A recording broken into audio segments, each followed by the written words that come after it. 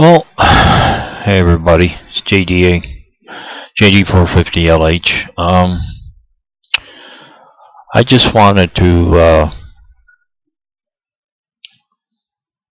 talk and give you an idea what I went through today. I had a doctor's appointment at oncology, hematology department in a medical center that's in our city, and had a feeling that I was going to end up with these results, and it happened. Well, first I saw a nurse practitioner, which is fine. I don't care, because I had trouble with the doctor before. We kind of got in an argument. I took in which I've been doing for my other doctors, taking a excuse me, a journal of like maybe a week before I got there, how I felt and everything. It kind of gives them an idea of where to start and what to work on. Trying to figure out what the symptoms are and what it could be. Well, anyway, I took it to this doctor, and it's like this, it's like 3 pages, something like that, and it's all typed out. Well, I don't think you can see it too well. It's typed out neatly, and you can read everything. And I handed it to her. Well, I handed it to the secretary and said, "Give this to the doctor before I come in." Well, when she come into the examining room, she was holding up. She goes, "What is this?" I kind of shook my head, and well, it's my symptoms, and just what's going on with me. And she goes, "Well, there's no sign that you have mastocytosis." I says, "I didn't say that I did. I just wanted to rule it out." Well, she was very snotty, very upset. Well, she didn't yell or anything, but her manner was totally unacceptable. I walked out of there and I says, "Never again." And I did make another appointment, but I still didn't want to go to her, so I canceled it. Well, anyway, the reason I went today was because my platelet counts, blood platelet counts, have been dropping like crazy. Now, my PCP, I had her do I went in there and I had a lot of issues. I always do. And, excuse me. And she says, "Well, I want to do a bunch of blood tests on you." Okay, no problem. Went in, had them done. She called me that night and said, "Your platelet count's down to 70,000. And for those of you who don't know, your count's supposed to run 100,000 to 400,000. So she says, "I think you better go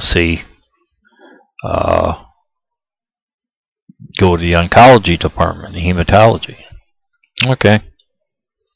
So they made an appointment with me with this nurse practitioner, and I went and saw her. She was nice, everything, but I was only in there 5 or 6, 7 minutes, something like that. And I mentioned to her about mast cell disorder.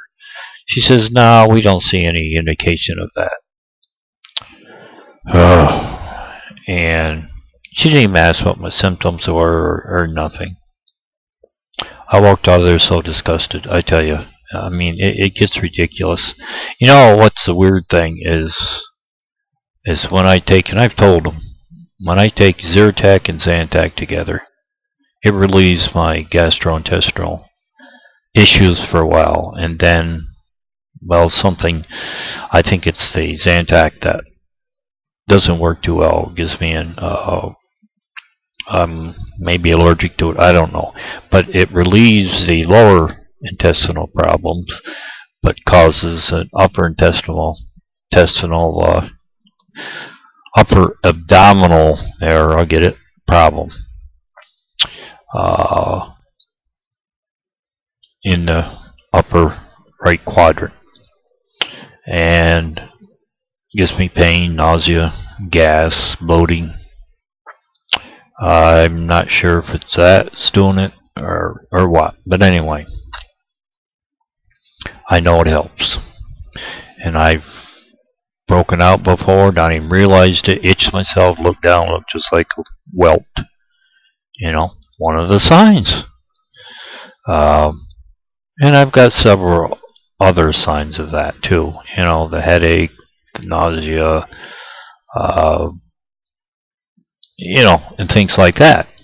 Oh yeah, and by the way, I think I forgot to tell you, my platelet count was down again to 57,000 at hematologist. And she says, oh well, we don't worry about that until it gets down to about 50,000 or below, and then we start looking for things, you know, in case you're bleeding or whatever. And I told her about the abdominal discomfort and such, and she says, well, have you been to the gastrointestinal guys? And I says, well, yeah. I says, oh, they want me to have endoscopy and colonoscopy. I says, I can't because of my dysautonomia. I can't be put out. And I says, my heart's too bad, because the cardiac surgeon I had been communicating with I didn't send it to him. Well, I did, the information on my health. And he said, this is, he says, no. He says, I won't even attempt to do your surgery. He says, you're too much in, you know, with your other issues, your Parkinson's disease, your intestinal issues, and I have what they call pectus excavatum, which means a hollow chest. So he wouldn't touch me with that. So in other words, I can't have surgery done on my heart. I just have to let it go. And my cardiologist told me that the next step is congestive heart failure. So I know that's coming up.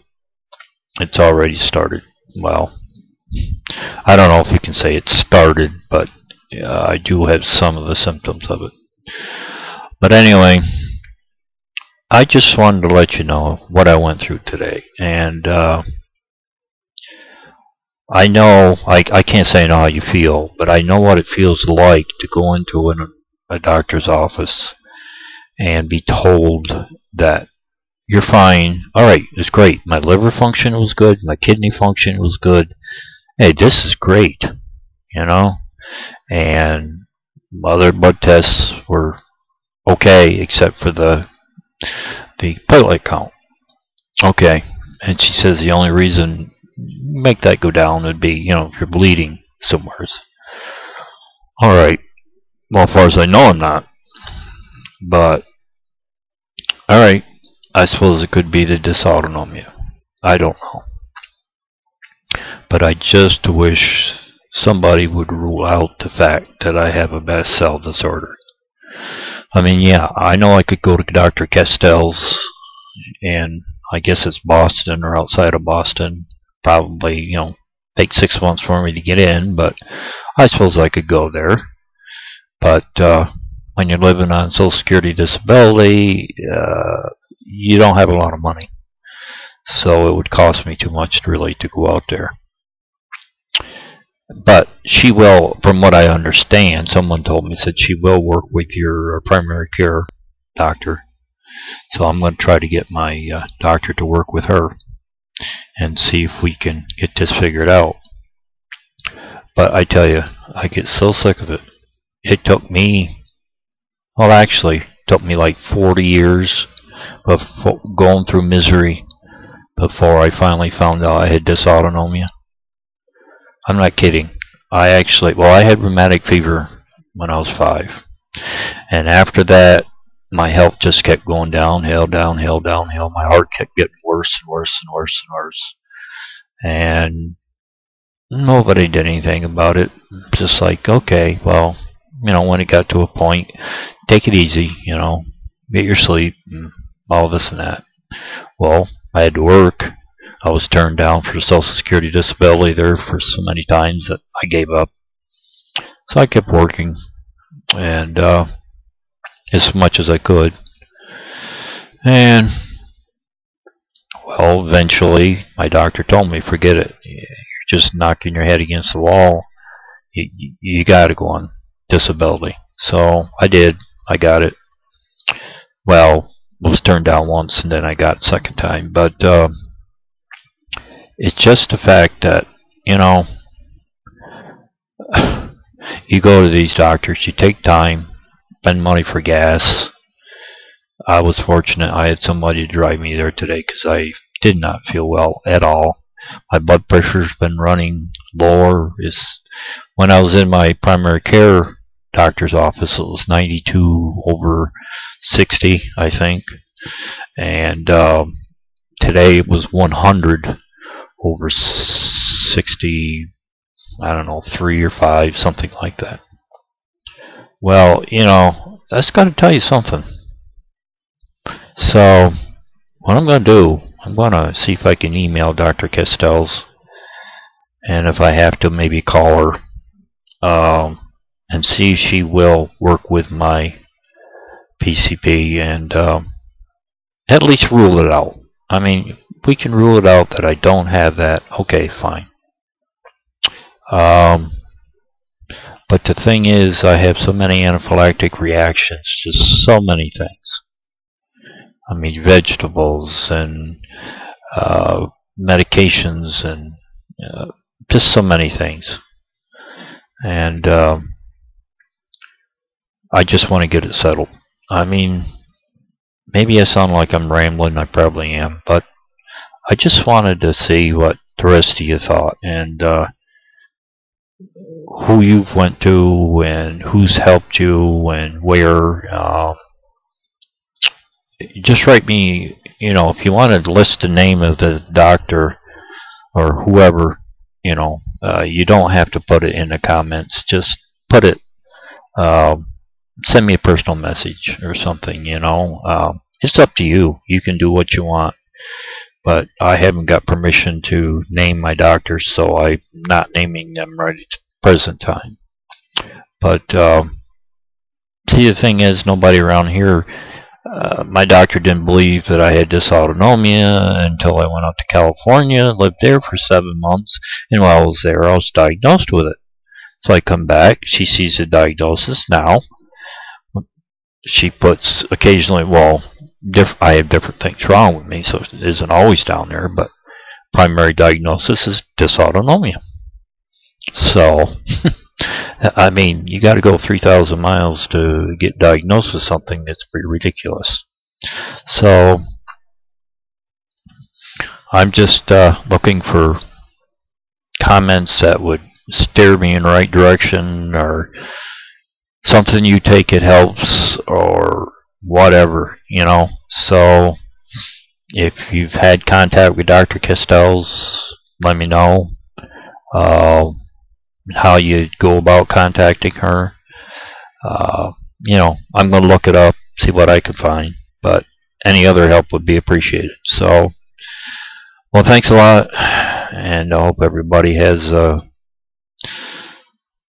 good rest of the week and a good weekend, and we'll be talking to you later. Okay? Well, God bless everybody. Bye for now.